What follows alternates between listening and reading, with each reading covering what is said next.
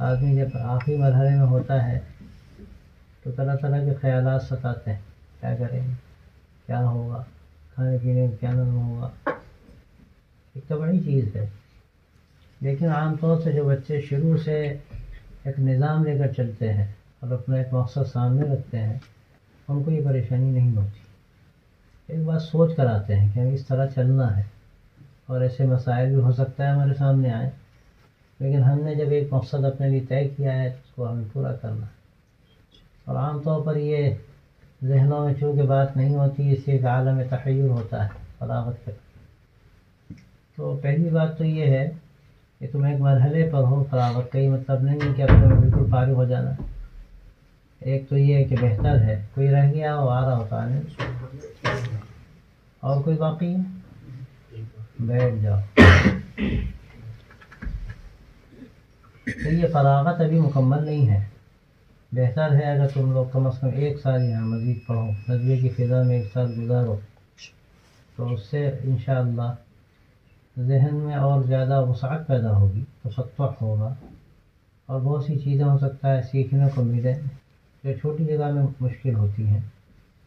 تو اس سے تمہاری حقیقت میں ایک تکمیل سی ہو جائے گی. پھر اللہ جس کو توفیق دے اس میدان میں جانا چاہے ہو جائے. تو یہ 1 سال کا جو مرحلہ ہوگا، اس میں تمہیں طے کرنا ہوگا کہ فارغ ہو کر 1 سال کے بعد ہم کو کیا کرنا ہے.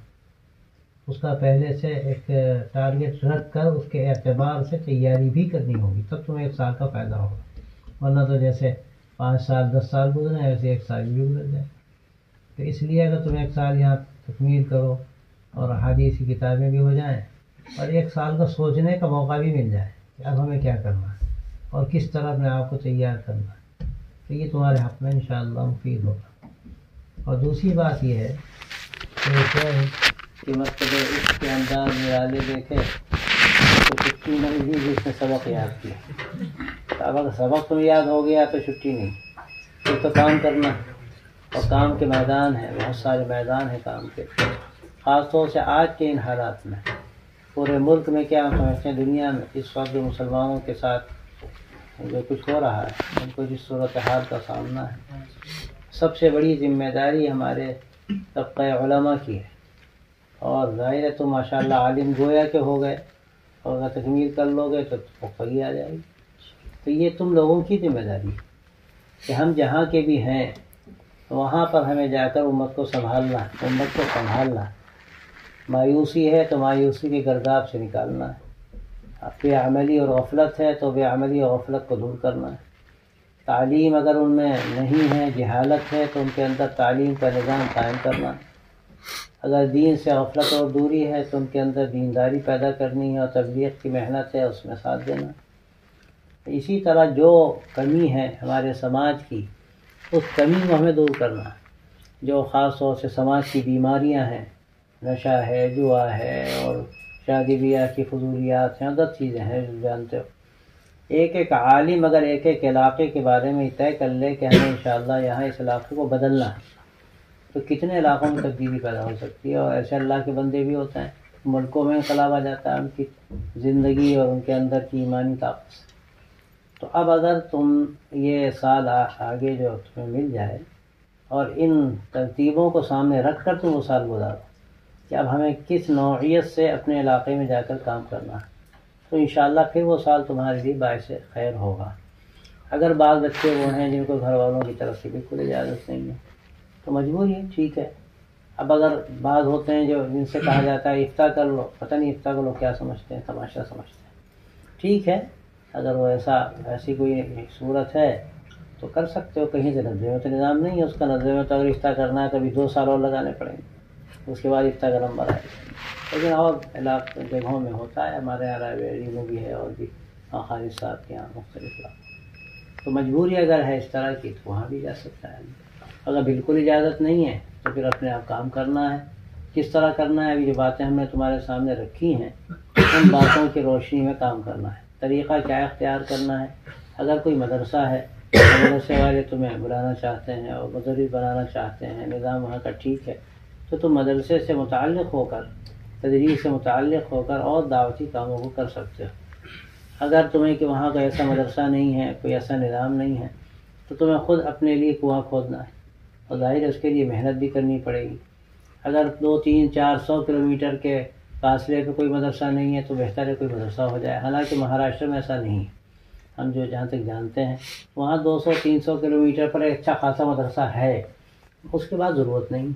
البتہ یہ ہو سکتا ہے کہ ابتدائی جو نظام ہے وہ نظام قائم ہو، تو اس کی دو شکلیں ہیں، اور اب آج کے ان حالات میں بہتر یہ لگتا ہے کہ اگر ہم مشترک نظام لے کر چلیں تو بہتر ہے، یعنی ایسا مدرسہ جو اسکولی نظام بھی ہو، اس کی منظوری بھی ہو کم از کم 8ویں تک، 8ویں تک یہ کم از کم، اگر بہتر ہے کہ 10ویں تک ہو جائے اسکول تک، اس کی منظوری بھی کسی صورت سے اگر ہو جاتی ہے تو اچھا ہے، تو وہ نظام لے کر چلو، اور 10 کے بعد ہائی اسکول کے بعد ہمارے جو مدارس ہیں ان مدارس میں ان کو داخل کر دیا جائے، عالیہ اولیٰ میں، ایسا ان کو ہم تعلیم دیں، اور اگر بعض میں بچے دوسرے نظام پہ جانا چاہتے ہیں تو وہاں چلے جائیں۔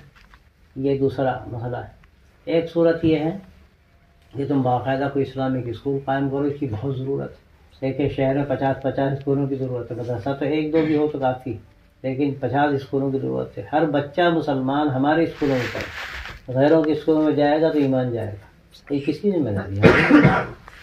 ایک یہ صورت ہے۔ ایک صورت یہ ہے کہ اگر وہ بھی نہیں ہو سکتا تو تم یہ کر سکتے ہو، کوچنگ کلاسز یا ٹیوشن کلاسز شروع کر سکتے ہو اسکول کے اور کالجوں کے بچوں کے لیے، اور اگر تمہاری شادی کسی عالمہ سے ہو جائے تو بچیوں کے لیے، بچوں کے لیے پہلے مرحلے پر ایک کمرہ بھی تمہیں کہیں مل جائے تو تم وہ کلاسز کا ایک عنوان ڈال کر تشکیل کرو بچوں کی، ان کو تھوڑا سا ان کے جو علوم ہے اگر تمہیں کوئی ساتھی مل جائے اس میں بھی کوچنگ تھوڑی سی ہو جائے، پھر ان کو تم مسلمان بنا، یعنی ان کو کلمہ ٹھیک کراؤ، نماز ٹھیک کراؤ، قرآن مجید ٹھیک کراؤ، عقیدہ بتاؤ، یہ موٹی موٹی باتیں ان کو معلوم ہو جائیں، تو یہ بھی ایک بہت بڑا کام ہے، بڑی خدمت ہے، تھوڑی بہت عربی آ جائے، اس میں تمہاری دین کی خدمت کا ایک موقع بھی ہے، اور اللہ تعالیٰ کے ذریعے سے تمہیں معاشی انتظام بھی کر دے گا، اب تو اچھی فیسیں ہوتی ہیں کوچنگ کلاسز میں، یہ بھی ایک طریقہ ہے۔ کچھ نہیں تو ٹیوشن کلاسز، اس میں تو کوئی جھنجھٹ ہی نہیں، 25 بچے ہمیں مل گئے، ہم نے ٹیوشن کے نام پہ ان کو رکھا، اور اب تو 400 500 فیس ٹیوشن کلاس کی ایک بچے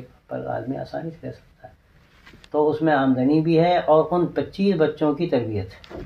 اب تم اس کو دین سمجھ کر کرو، تم اس کو دنیا کمانے کے لیے مت کرو، دنیا ضرورت کے بقدر لے لو، تم یہ نہ سوچو کہ کوچنگ والے تو 1000 فیس لیتے ہیں ہم بھی 1000 لیں گے، تم وہ 1000 لیتے کوئی 500 لیں گے، 24,000 ملتا ہے 12,000 15,000 مل جائے گا، 20,000 مل جائے گا، اور ہم اس پر محنت کریں گے، تو کم از کم ایک درجہ یہ، اس کے ساتھ جو سماجی خرابیاں ہیں ان کے لیے اصلاح معاشرہ کا نظام، جو دینی فکریں ہیں ان فکروں میں شریک ہونے کی کوشش، اور اس کے ساتھ ساتھ تھوڑی سی جو پیام انسانیت کی محنت ہو رہی ہے غیروں تک پہنچ کر ان کے ذہن و دماغ کو صاف کرنا، اس کی کوشش، یہ سارے کام کرنے کے ہیں جس وقت کی ضرورت ہے، اور ظاہر ہے یاد رکھو یہ کام دوسرے نہیں کریں گے، ہمارے علماء ہی کریں گے۔